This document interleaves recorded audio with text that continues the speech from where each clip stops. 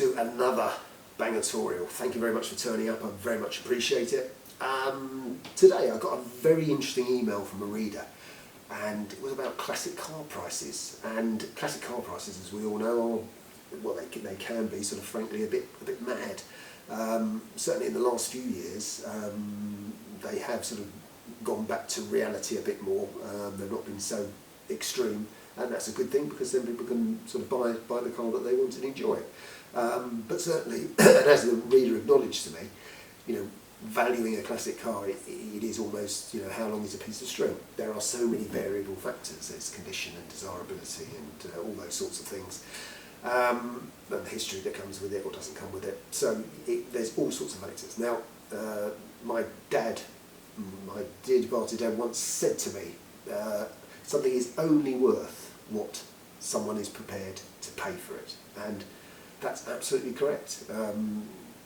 Unless that person comes along, then the price is fairly meaningless. You can look them up in books, and sometimes you can look up classic car values in magazines and online, but it doesn't tell you a lot. You know, it really does boil down to the particular person who wants that particular car. I might as well mention what car this is. Model designation. This one. It's not a, you know, it's a good car. It's the right angle design. You know, a folded paper 80s model. And that's quite good, but it's not the most desirable, and it's also an automatic, and most people go, ooh, automatic and a sports car don't really go together. So those are two reasons why it shouldn't be worth a lot of money. But the actual amount being asked, and actually for the last year, it's been about £25,000, and so this reader has been looking at it, and recently they cut the price down by about 1,500 quid, so it's like 23.5, I think. And it does seem rather a lot of money to pay for, but it's up to them. It's their business, and they can charge whatever they want for it. But clearly, for the last year, no particular person has been very tempted by a £25,000 Supra.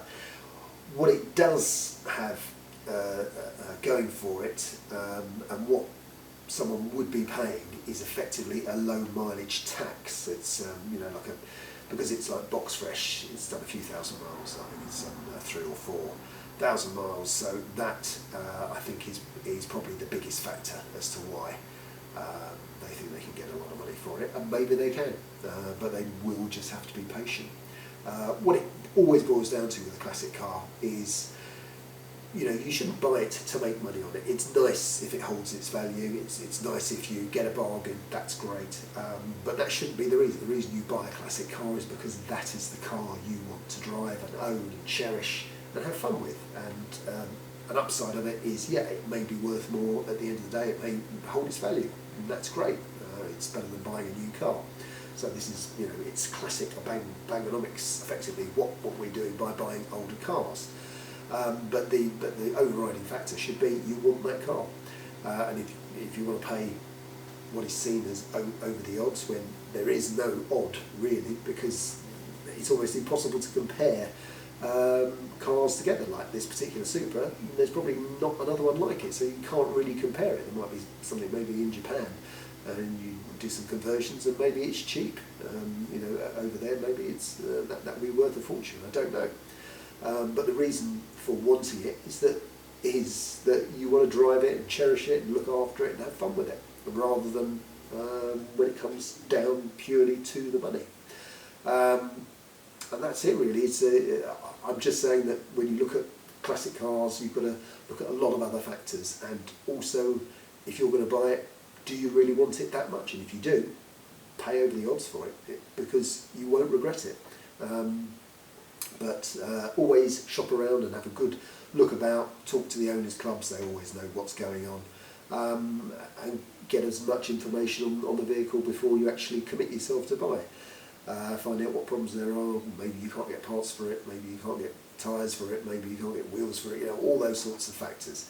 Look into that, and if it's a practical proposition for you, always promise yourself it, then just go and buy it.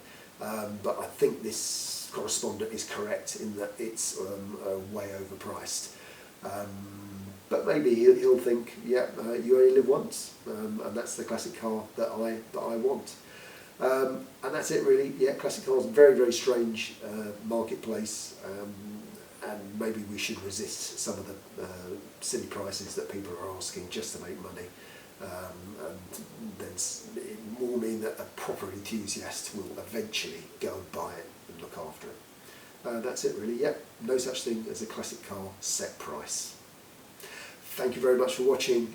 Please like and subscribe, and I'll be back at some stage soon. Thank you for watching.